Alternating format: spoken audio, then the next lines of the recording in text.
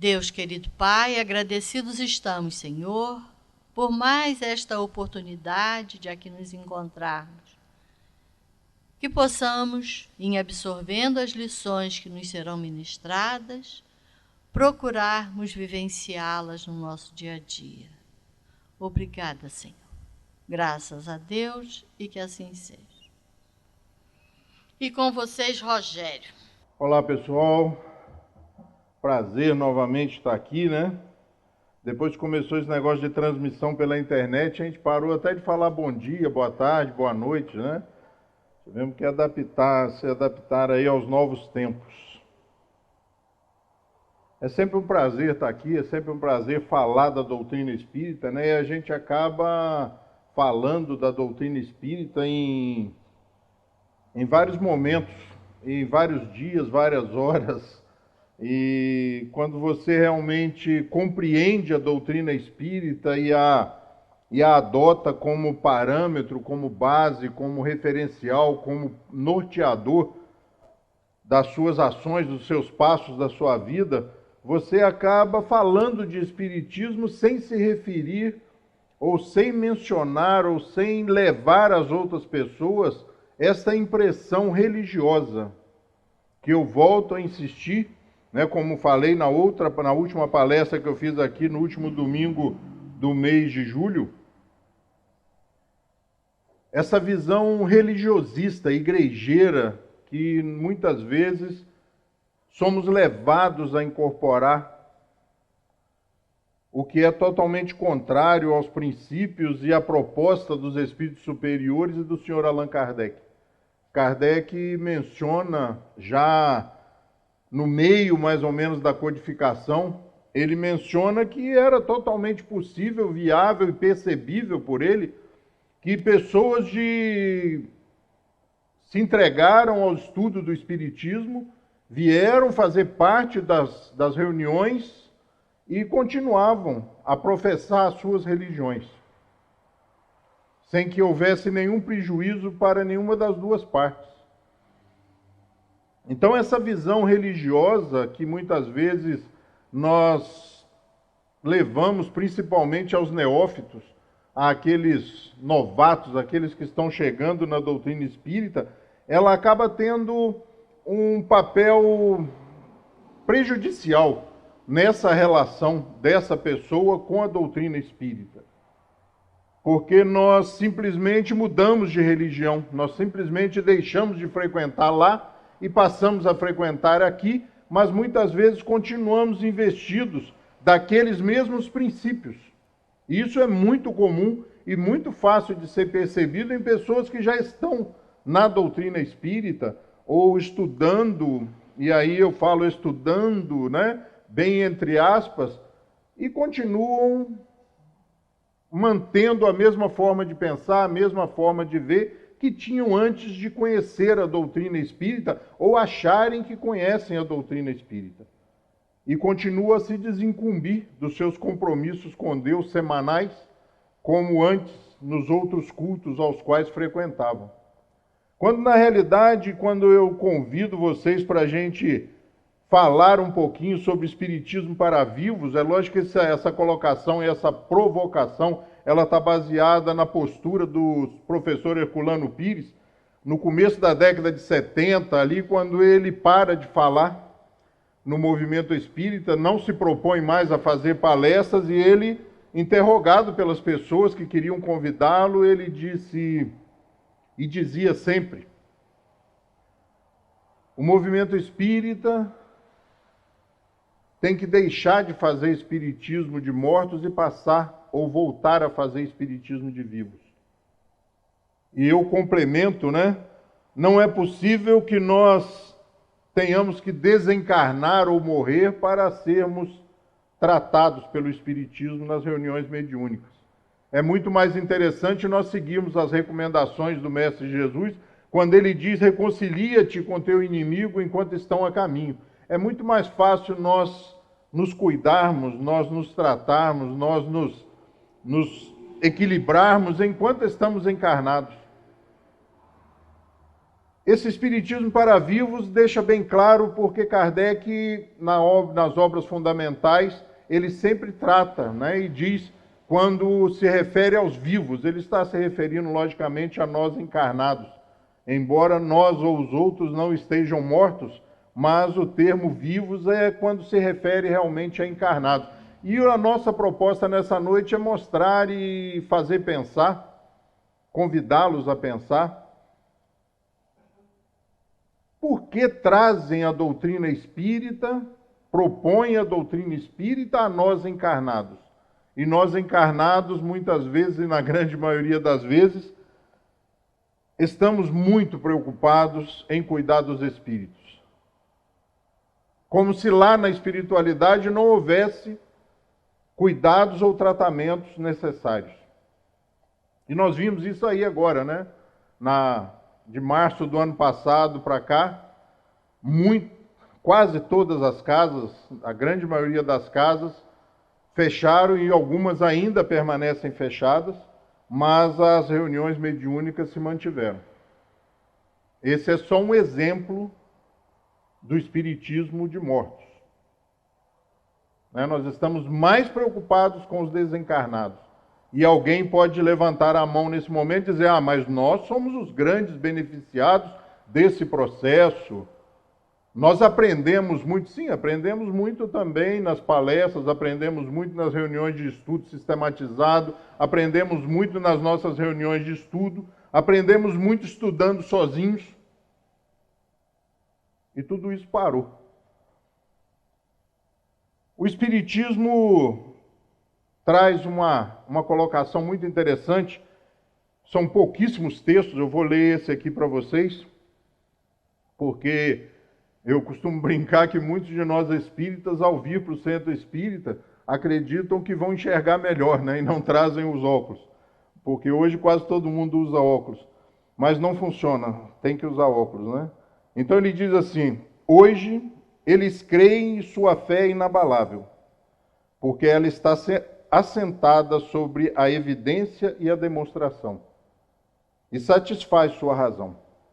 O futuro não é mais uma esperança, mas uma certeza, porque eles veem a vida espiritual se manifestar sobre seus olhos. Eles não duvidam mais como não duvidam do levantar do sol. É verdade que não creem nem nos demônios, nem nas chamas eternas do inferno.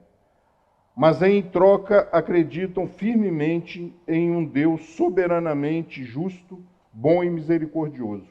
Não creem que o mal venha dele, que é a fonte de todo o bem, nem dos demônios, mas das próprias imperfeições do homem, imperfeições do homem. Que o homem se reforme e o mal não mais existirá. Vencer a si mesmo é vencer o demônio, tal é a fé dos espíritas. E a prova do seu poder é que se reforçam por se tornarem melhores, de domarem seus maus pendores e de pôr em prática as máximas do Cristo, olhando a todos os homens como irmãos, sem exceção de raças, de castas, nem de seitas, perdoando aos seus inimigos, restituindo o bem pelo mal, ao exemplo do Divino Mestre. Allan Kardec, Revista Espírita, janeiro de 1868. Nós estamos quase, no penúltimo ano de encarnação do senhor Allan Kardec. Ele desencarna em março de 69. Então ele diz isso aqui lá no final já da codificação. Que os espíritas naquele momento tinham essa postura.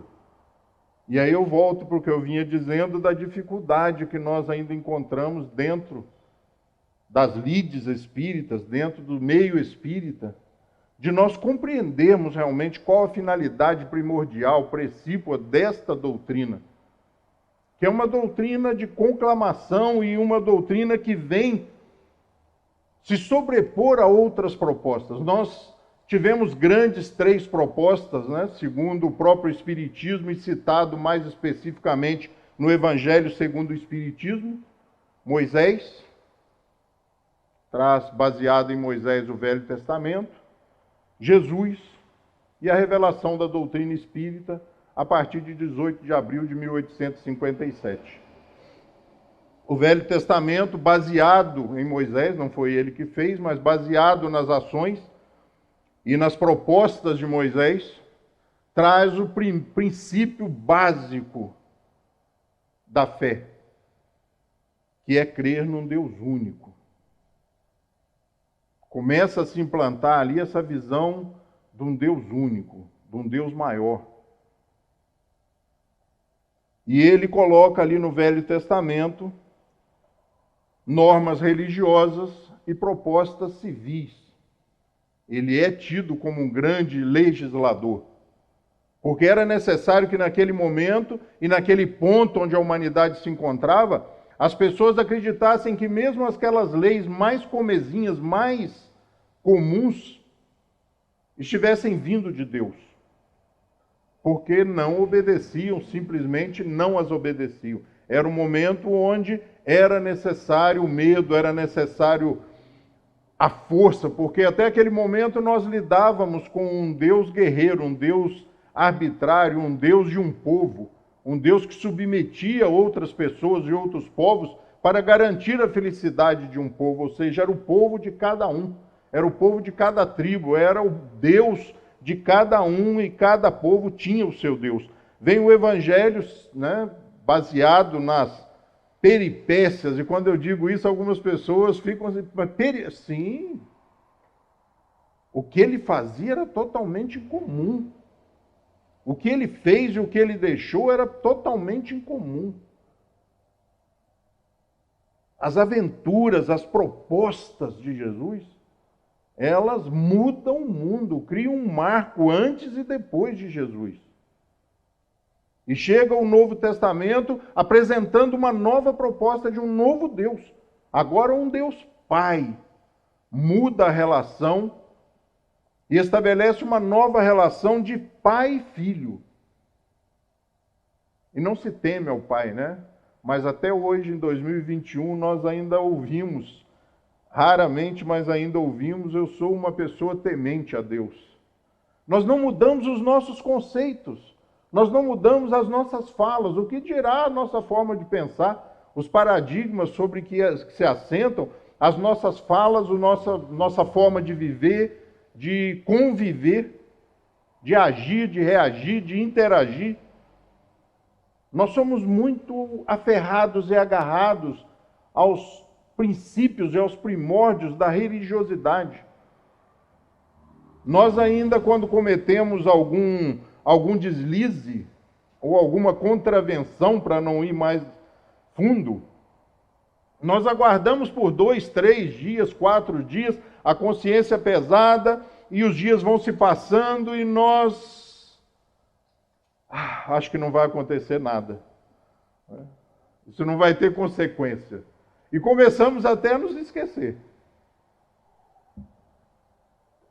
Porque ainda acreditamos naquela proposta de um Deus vingativo, de um Deus que pune, de um Deus que não se escondendo, mas sempre tem alguém nos vigiando e relatando. Nós ainda estamos muito ligados ainda naquele conceito de julgamento final, de que nós, ao desencarnarmos, morrermos ou passarmos dessa para melhor, mas a maioria das pessoas ainda morrem, né? De chegarmos em algum lugar circunscrito e sermos julgados pelas nossas ações. Deus, espertamente, inteligentemente, pensando como Deus, colocou o tribunal aqui, ó, na nossa consciência. E mesmo depois que esse corpo físico e esse cérebro físico se desintegrar, se desagregar, lá no cérebro perispirítico, lá no nosso perispírito, estão registrados. E o que nós chamamos de punição, o que nós chamamos de acerto de contas, de julgamento, na realidade é uma possibilidade de apaziguarmos as nossas próprias consciências. Porque conforme vamos caminhando e amadurecendo e crescendo, aquilo que nós deixamos para trás e que não foi punido segundo a nossa visão, começa a nos incomodar. E coisas que nós admitíamos como aceitáveis há 5, 10, 15, 20 anos, hoje nós não aceitamos mais. Esta é uma prova de que a nossa consciência vai mudando, que a maturidade e a experiência vai nos dando condições de julgar melhor, de escolher melhor. O cristianismo traz uma relação diferente, né? E até hoje você continua a encontrar cristãos, como nós mesmos, espíritas, que quando se fala em Jesus, a voz muda. Fica mais terna ou lamentosa, mais triste. Porque as pessoas se lembram do Calvário. Ainda olhamos para o monte esperando ver Jesus crucificado. Quando as suas próprias ações provam totalmente o contrário, porque no dia seguinte à crucificação, ele já vai pessoalmente à estrada de Emaús e resgata 2 dos seus trabalhadores e manda que eles voltem a Jerusalém, porque o trabalho estava começando naquele momento, iria começar naquele momento, e ele ainda estava no leme. Só permaneceu na cruz o tempo suficiente para que se fizesse o que era necessário, para que se cumprisse, melhor dizendo, o que era necessário. No outro momento, no momento seguinte, já estava em ação, já estava a trabalho. E nós só nos lembramos de Jesus no Calvário. Nos esquecemos, inclusive, de uma passagem linda e maravilhosa do Evangelho, quando Jesus se apresenta no Tabor, onde ele é iluminado, reconhecida a sua divindade, a sua superioridade, até pelos seus apóstolos que estavam ali junto dele, a ponto deles perguntarem se ele queria, inclusive, que se montasse uma barraca, uma tenda para que ele continuasse a reunião com outros espíritos, que, segundo os apóstolos, desapareceram logo depois. Ali Jesus é reconhecido como realmente um espírito superior. Nós esquecemos disso, nós gostamos ainda, e quando eu digo nós estamos colocando de lado nós que estamos aqui, todos que estão assistindo. Porque a gente tem dificuldade, mas no fundo, o que chama a atenção a gente ainda do cristianismo, na grande maioria de nós, é o sacrifício. É o que fizeram com ele, não o que ele fez com a gente. Quando você muda de monte, né, deixa o Calvário e passa para o Tabor, você muda de colocação. Não é o que nós, humanidade, fizemos com ele. No outro monte, ele mostra e propõe o que ele fez e o que ele poderia fazer por nós. E a gente esquece um pouco disso. E aí passa, né? Vem lá Moisés, vem Jesus, nós vamos amadurecendo, nós vamos crescendo, nós vamos ficando mais espertos. E aí vem o Livro dos Espíritos, em 18 de abril de 1857, no momento oportuno da humanidade, onde havia uma desilusão com a política em geral, fosse ela monarquista ou republicana, ou qualquer uma, parlamentarista, no mundo inteiro, e uma desilusão religiosa. Surge depois da Revolução Francesa, um marco na história da humanidade, e o surgimento do Livro dos Espíritos vem não trazer uma nova proposta, mas, na minha opinião e em tese, trazer novas luzes para que nós compreendêssemos ou reavaliássemos o Evangelho. O Livro dos Espíritos traz, na sua introdução, no último parágrafo do primeiro item da introdução ao estudo da doutrina espírita, ele diz assim: como especialidade, o Livro dos Espíritos contém a doutrina espírita. Como generalidade, prende-se à doutrina espiritualista, uma de cujas fases apresenta. Essa é a razão por que traz no cabeçalho do seu título as palavras filosofia espiritualista. E eu brinquei no estudo de ontem ou anteontem, se eu não me engano, que nem todo espiritualista não é espírita, mas todo espírita é espiritualista. Porque ser espiritualista basta que você acredite que sobreviva ou que reste alguma coisa depois da morte. seja qual a destinação ou qual a finalidade disso. Se você acredita na sobrevivência da alma de alguma forma, você é espiritualista. Todo espírita é espiritualista por isso, né? Por acreditar, por saber. Só que o espiritualista não acredita muitas vezes na possibilidade da comunicabilidade dos espíritos, na sobrevivência da individualidade. O panteísta, por exemplo, ele é espiritualista, né? O panteísta é aquele que acredita que nós somos centelhas divinas. Propostas maravilhosas, né? Que soa bem, entra bem no ouvido da gente. Só que o panteísmo diz que quando morrermos, retornaremos ao todo. E quando você volta para o todo, Kardec dá até o exemplo. Seríamos como gotas de chuva caindo no oceano. Perderíamos a nossa individualidade e nos incorporaríamos ao todo. E eles são espiritualistas, porque acreditam que algo sobrevive e retorne para o todo. Ser espírita passa a ser um pouco mais complexo, e isso às vezes dá medo nas pessoas. E quando você aprofunda um pouco mais os estudos, e quando aprofunda um pouco mais as propostas, você sente que as pessoas, né, vai parecer até um trocadilho, se ressentem. Você sente que elas se ressentem.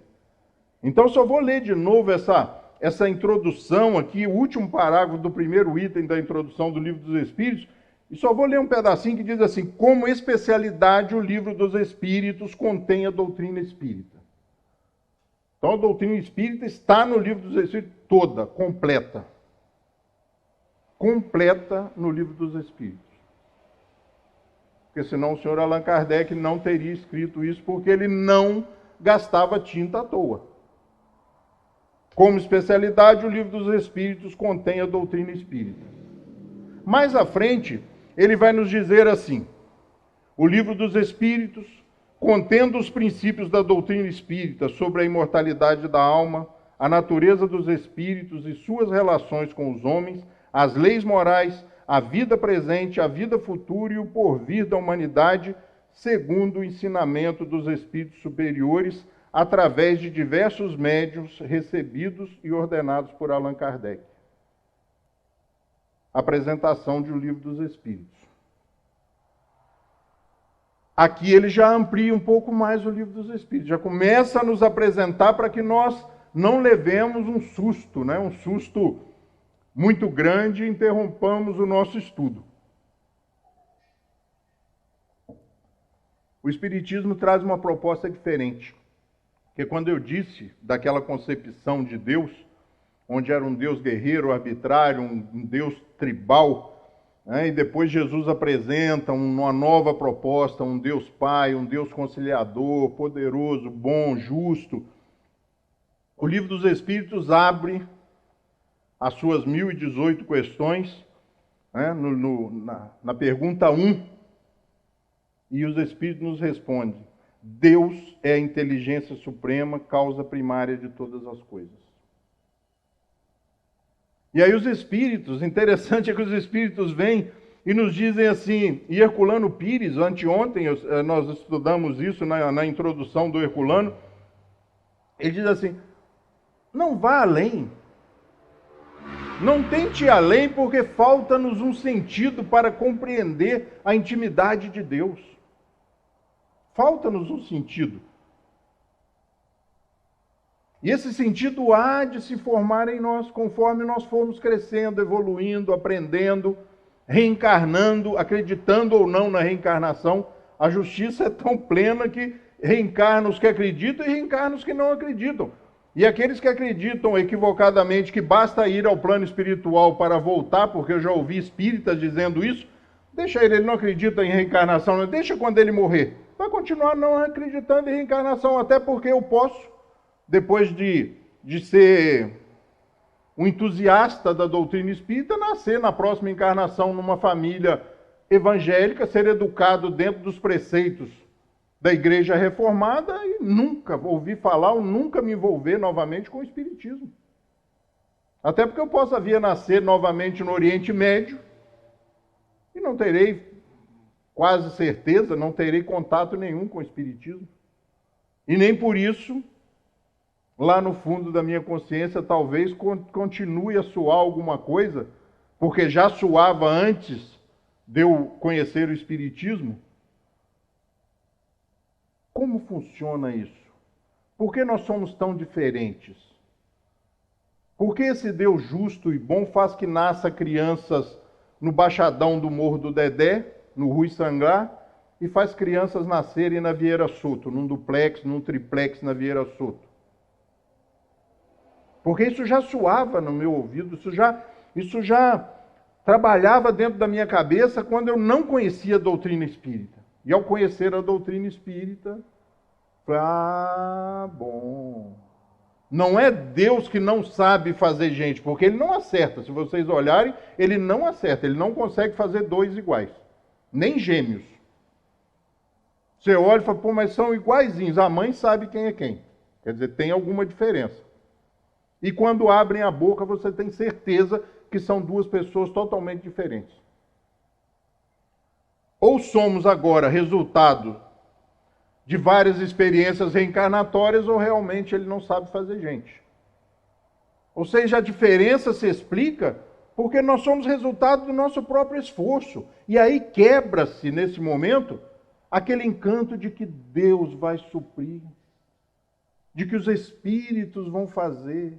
Vamos orar para Chico Xavier, para Emmanuel. Não vai adiantar. Se você não fizer a sua parte, porque Jesus deixa bem claro, bata a porta e ela se vos abrirá. Só depois que você bater, meu filho. Não tem papo. Não tem conversa, não tem meia palavra. Busque e acharás. Peça e lhe será dado. Mas a ação primeira é sua.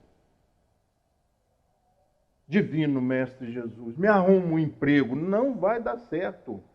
Não vai dar certo. Se você não sair, buscar, procurar, bater na porta, levar currículo, não vai funcionar. Eu tenho uma pessoa, hoje nem é tão próxima minha, que um dia me disse assim, rapaz, olha, eu reclamando, aliás, a conversa começou porque eu cheguei no encontro nosso, numa obra que a gente estava fazendo, e eu disse assim, pai, que dificuldade para estacionar. Ele falou, rapaz, eu não tenho essa dificuldade. Ou vem a pé, né? Não tem jeito, não tem problema de estacionar em Nova Friburgo, em Bom Jardim, em Banquete, em qualquer lugar. Antes de sair de casa, eu faço uma prece e peço a Jesus. Fala, rapaz, você está colocando o cara de manobrista, de flanelinha para trabalhar para você?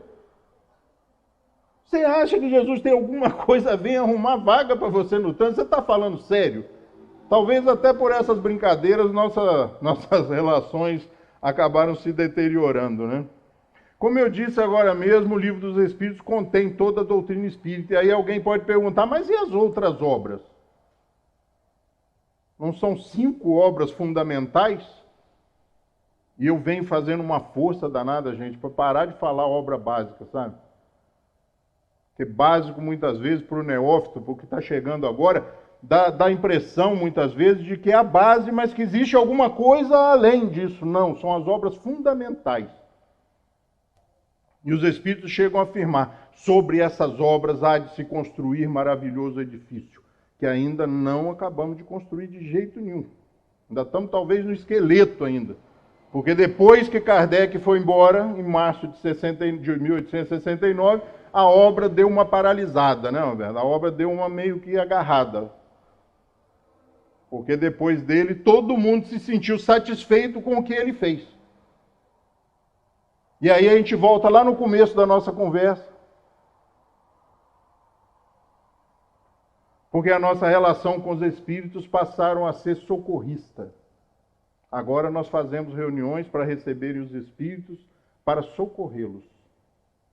Agora as reuniões e os encontros mediúnicos são, na sua grande maioria e quase totalidade, socorristas.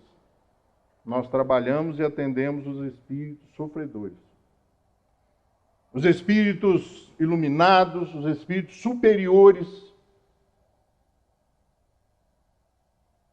Nós ouvimos, sabe o que, gente? Valéria, sabe o que nós ouvimos? Quem somos nós, Rogério, para falar com os espíritos superiores? Quem somos nós? A voz muda, a frase não termina.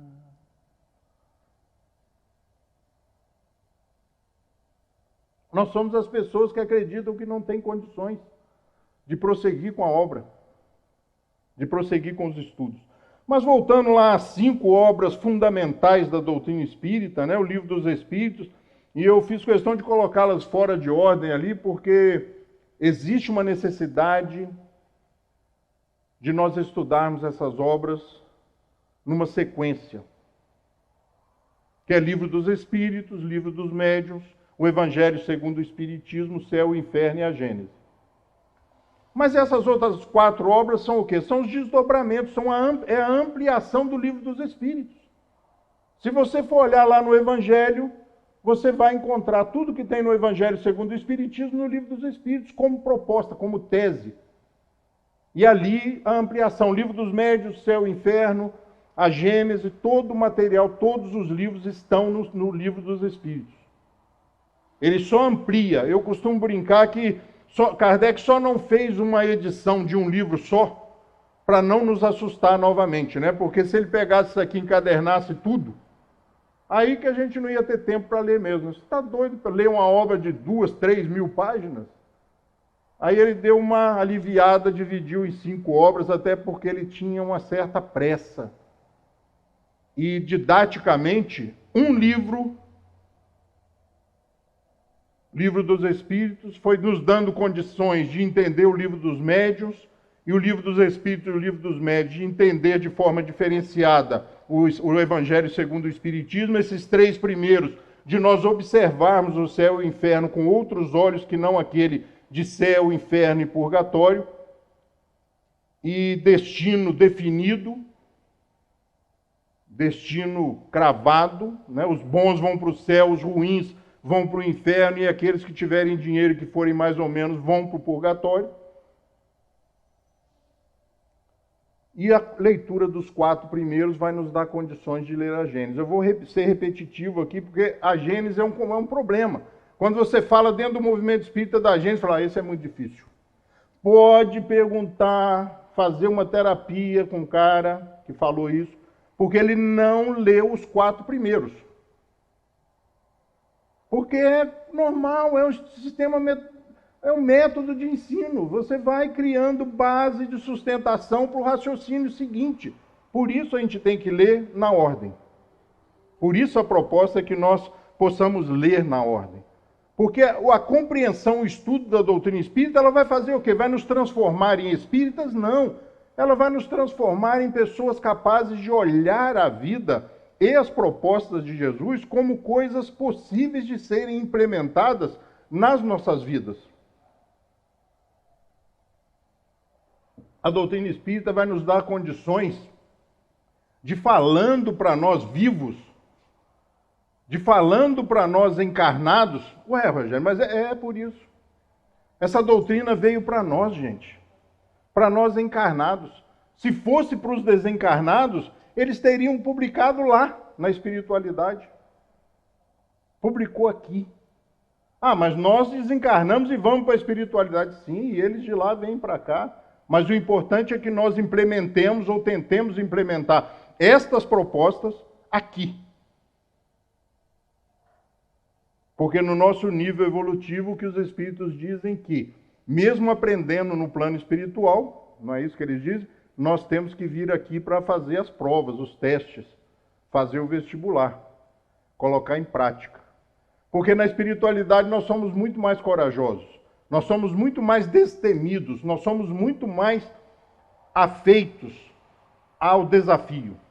Isso explica e responde àquelas pessoas que dizem assim, ah, mas eu acho que a gente não pode escolher onde a gente vai nascer, filho de quem a gente vai ser, porque se eu pudesse escolher, eu não ia escolher nascer aqui, eu não ia escolher, não, é porque quando nós estamos separados do corpo físico, a gente fica com uma visão muito mais ampliada, a gente olha muito mais de cima, a gente começa a compreender o outro lado, que é a proposta maior do Espiritismo e é a proposta maior do cristianismo, que nós aprendamos a ter equilíbrio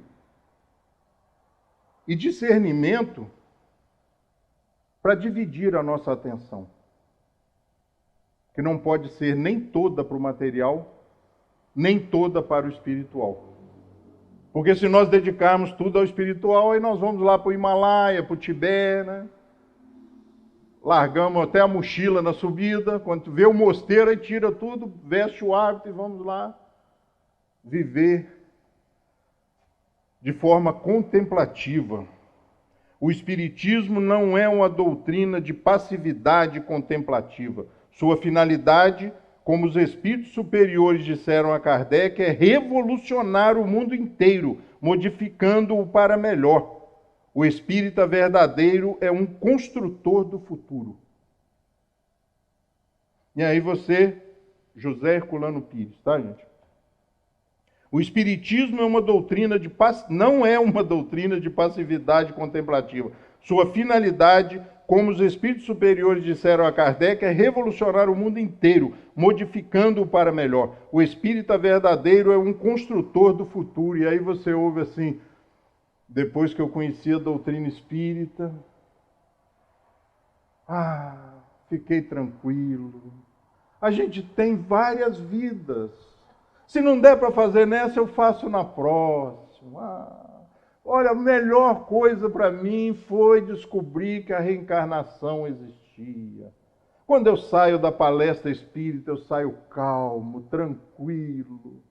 Eu tenho uma noite de sono maravilhosa, e aí você vai lá no Evangelho e se depara com a parábola da figueira que secou. Como dormir depois de estudar essa parábola? Ler não tem problema, gente. Ler não tem contraindicação. Mas se você for fundo no texto, dá insônia.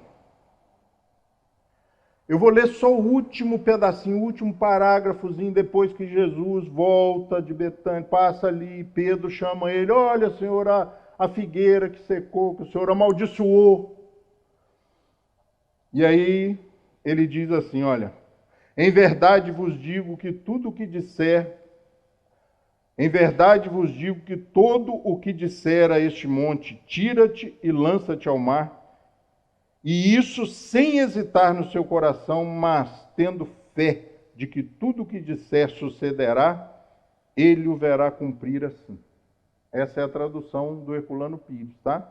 Em verdade vos afirmo que todo o que disser a este monte, tira-te e lança-te ao mar, e isso sem hesitar no seu coração, mas tendo fé de que tudo o que disser sucederá, ele o verá cumprir assim. E aí está até ali, a letra está pequenininha, né? Item 8, capítulo 19 do Evangelho segundo o Espiritismo, a fé que transporta montanhas. Essa é uma conclamação de Jesus. E aí alguém fala assim, mas ele não falava das montanhas, não. Isso aqui ele não falava do material, ele falava do espiritual. São duas colocações no Evangelho.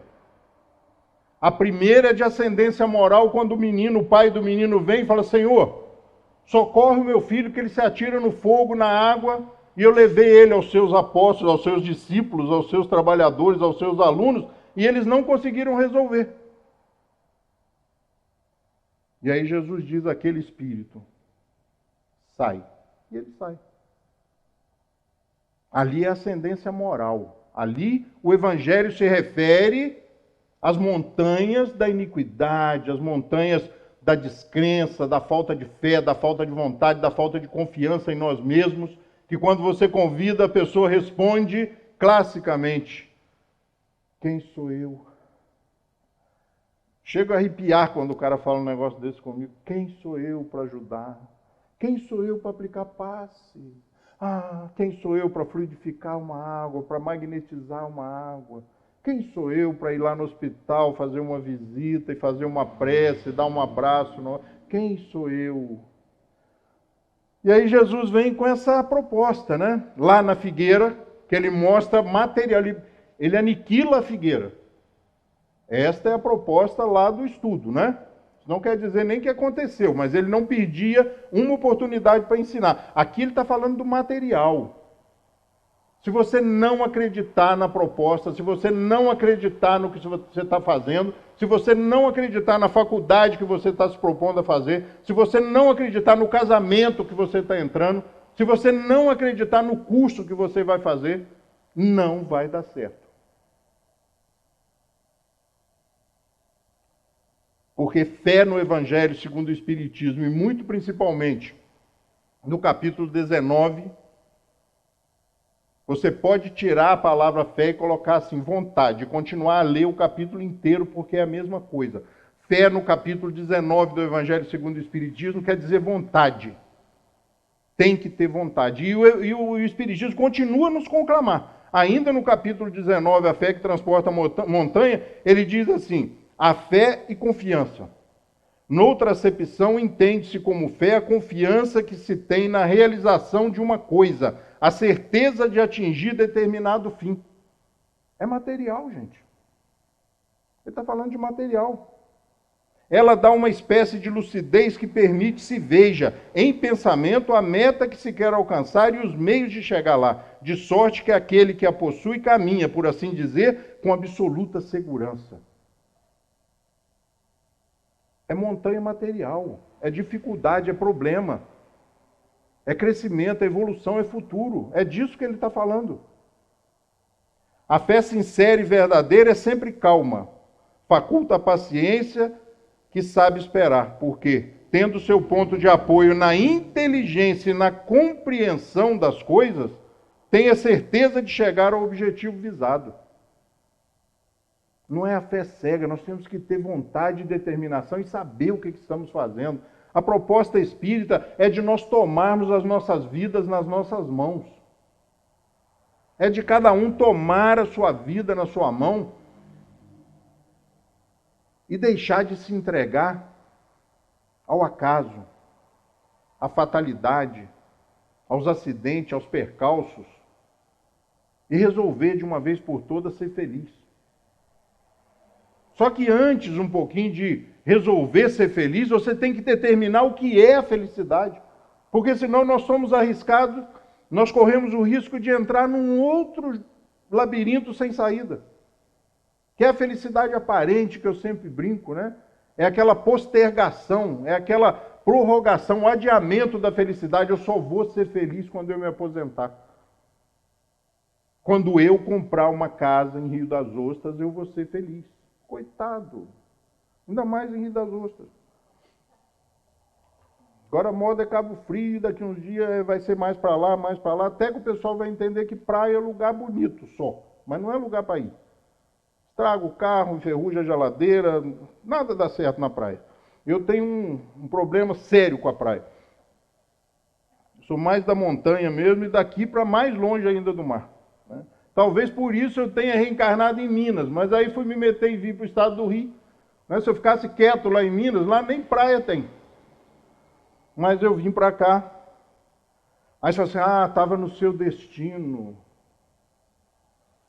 Você tinha que vir para cá. Não, não tinha não. Minha mãe ficou viúva, a família dela morava aqui. Ela veio embora, eu tinha 8, 9 anos de idade, botou dentro de uma mala também e trouxe. Não tive escolha. Não teve nada de estava no seu destino, não tinha nada disso não. Podia ter, quando crescesse, podia ter voltado. E aí lá no capítulo 19, gente, falando em conclamação, em determinação, em saber o que se quer, porque a gente tem que saber o que quer. Vocês já lembram daquele Alice no País das Maravilhas? Ela vem andando aturdida, perdida, assim, aí ela vê o gato na árvore. O gato estava sempre ali à espreita dela, mas não queria nada com nada, né? Ela pergunta, seu gato, o senhor sabe para onde vai essa estrada? E ele responde para ela, para onde você quer ir? Ela falou assim, eu não sei. Para quem não sabe para onde quer ir, qualquer estrada serve. Você não sabe para onde você quer ir, pega essa mesmo, minha filha, vai embora. Né? Alice no País das Maravilhas parece uma brincadeira, uma coisa para criança. Gente, aquilo ali é profundamente filosófico e psicológico. E se vocês querem saber, Matrix foi baseado em Alice no País das Maravilhas. O filme Matrix, a série Matrix, foi baseado em Alice no País das Maravilhas. Matrix é o país Alice no País das Maravilhas para adulto. Pode olhar, o princípio é o mesmo. Você vem andando, cai num buraco, entra num mundo diferente, descobre que aquele mundo não é real. E aí o Espiritismo nos conclama, lá no último tópico, gente, não tem jeito de errar, tá? Quando chegar em casa. E é 2 minutos. Capítulo 19 do Evangelho segundo o Espiritismo, item 12. Se você esquecer, você vai no capítulo 19, que aí não é possível, não pode esquecer, vai até o último, porque o tópico 12, o item 12 é o último do capítulo 19 do Evangelho segundo o Espiritismo, do capítulo A Fé Transporta Montanhas, ou A Fé que Transporta Montanhas. Ele diz assim, olha, depois de falar muito no item 12, ele termina dizendo assim, eu vos repito, ou seja, eu vou reiterar para vocês, tá? Vou falar de novo, hein? A última vez, hein? Sabe o que é negócio? Última vez, hein? A fé é humana e divina. Se todas as criaturas encarnadas, espiritismo de vivos, para vivos, se todas as criaturas encarnadas, se fosse para todo mundo, não, é uma doutrina para os espíritos em geral. Aí ele ia falar assim, ó, se todas as criaturas estivessem, não, ele fala assim, ó, se todas as criaturas encarnadas estivessem suficientemente persuadidas da força que trazem consigo e se quisessem pôr a sua vontade a serviço dessa força, seriam capazes de realizar o que até hoje chamais de prodígios, e que não é simplesmente senão um desenvolvimento das faculdades humanas. Se todas as criaturas encarnadas estivessem persuadidas da força que... Gente, é para a gente mesmo. O Espiritismo tem que mudar a nossa vida aqui. Não é uma preparação que você faz aqui sem mudar a sua vida para quando chegar no plano espiritual. Não. É para usar aqui, é para fazer aqui, é para trabalhar aqui. É para mudar as nossas vidas aqui. E muda. E muda. Porque os meus valores pessoais eram muito pobres. Eram fracos. Os princípios éticos que norteiam a minha vida hoje foram estabelecidos nos últimos 20 anos. Eu tenho 58. A doutrina muda a sua vida, mas não muda a vida da gente para uma beatitude contemplativa, acomodada, sabe? Agora eu sou espírita, agora eu não luto mais, não respondo mais. Agora eu sou da paz. Essa falta de imaginação e de certeza na proposta cristã é tão grande que você ouve nos corredores da casa espírita as pessoas dizerem que eu não acredito que Jesus brigou com os comerciantes na porta do templo. Ele não faria isso. Aí é um problema até de trocar de doutrina, né? Porque os espíritos superiores dizem aqui, no Evangelho segundo o Espiritismo, e vamos colocar todas as propostas, todas as passagens que dizem respeito ao fundo moral do Evangelho. E se eles colocaram lá, é porque é importante. Confundem Jesus com esse tipo de espírita que fala, agora eu não respondo, agora eu só estou esperando desencarnar, Márcia, para ir para a espiritualidade, colher os frutos da paz, da tranquilidade. Eu brinco até com isso, sabe por quê? Porque eu digo assim, olha gente, sabe aquele pessoal que vem nas reuniões mediúnicas, aquele pessoal desencarnado, que chega nas reuniões e fala assim, o que me trouxeram aqui, Ângela? Por que me trouxeram aqui? Estão falando que eu estou morto, eu estou vivo. Chegam bravos. Porque o pessoal começa a querer convencer ele que ele morreu, e ele fala, não, eu estou vivo, eu estou me vendo, eu estou me sentindo, eu estou me percebendo. Minhas lembranças estão aqui intactas.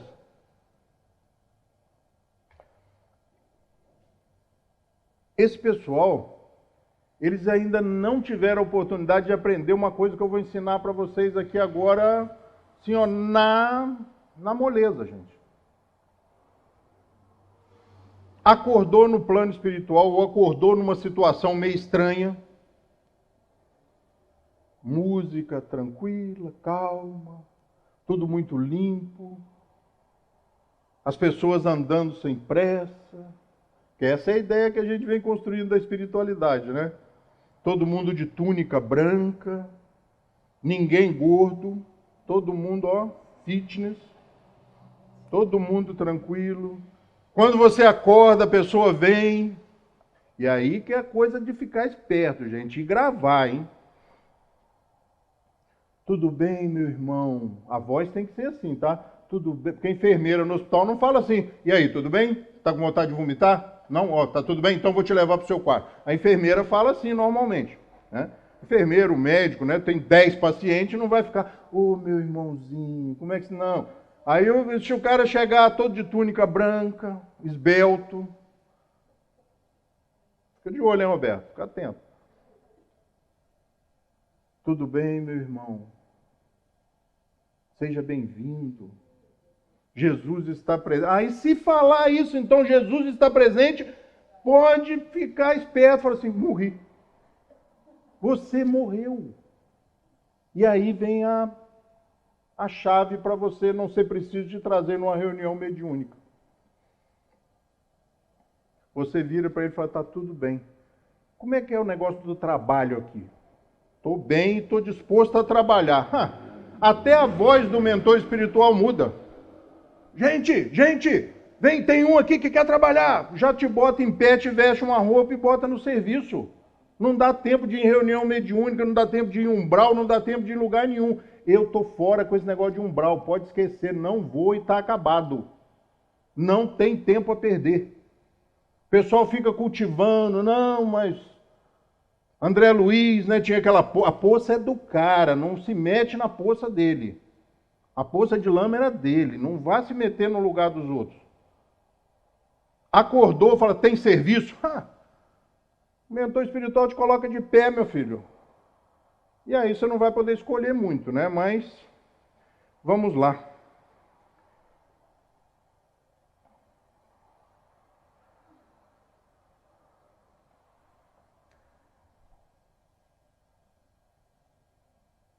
A gente vai estudando a doutrina espírita. E essas ideias, no começo, elas formam meio que um emaranhado de informações. Você tenta se lembrar onde leu e muitas vezes nem se lembra. Mas a informação, a semente está lá. A semente que foi colocada lá, às vezes, caiu em terreno pedregoso. Mas você tem condições de transformar esse terreno. E a proposta do Espiritismo é essa. É de você olhar para você mesmo e perceber que você é obra do seu esforço, que você é obra do que você fez até aqui.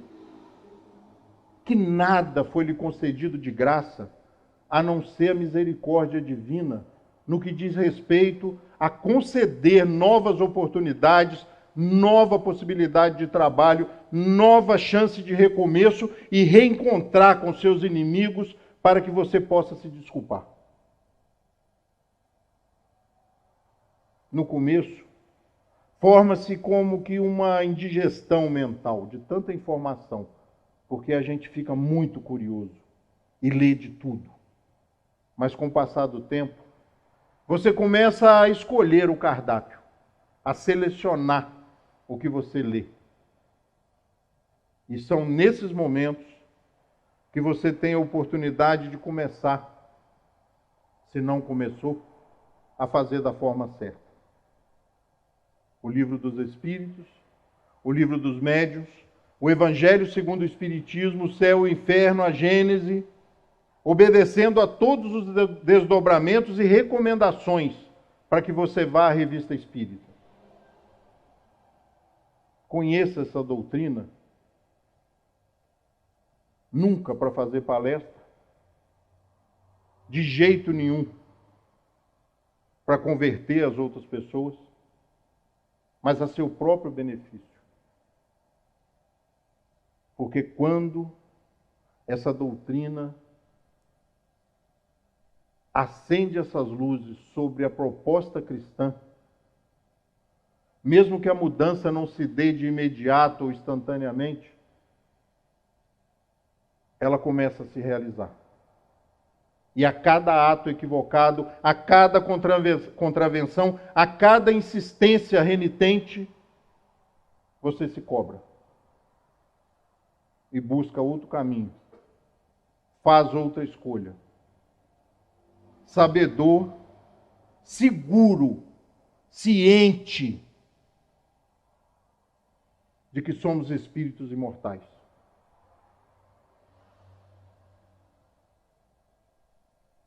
Que nós só sossegaremos no nunca. E o nunca não existe. Continuaremos a caminhar, a progredir, a retornar para buscar aqueles que ficaram pelo caminho. E a paz, a tranquilidade, a felicidade, a alegria, finalmente serão coisas que nós vamos entender, compreender e sentir. Que Jesus possa nos abençoar e ter só mais um pouquinho de paciência com a gente. E Ele tem muito, segundo dizem. Porque a gente está ficando esperto. E dentro de muito pouco tempo, ou dentro de muito poucas encarnações, talvez, nós não seguiremos mais os passos dele, mas nos colocaremos ao seu lado, lhe perguntando olho no olho, vis a vis, face a face: Senhor, o que queres que eu faça? Qual o trabalho mais urgente que tem para mim? E talvez, nesse momento, não seja mais necessário nós reencarnarmos. Mas nunca deixaremos de trabalhar. Porque a finalidade do Espiritismo é que nós compreendamos o valor e a intensidade da vida. Somos espíritos imortais e o Espiritismo é para vivos. Nunca morreremos. Uma boa noite para vocês, gente.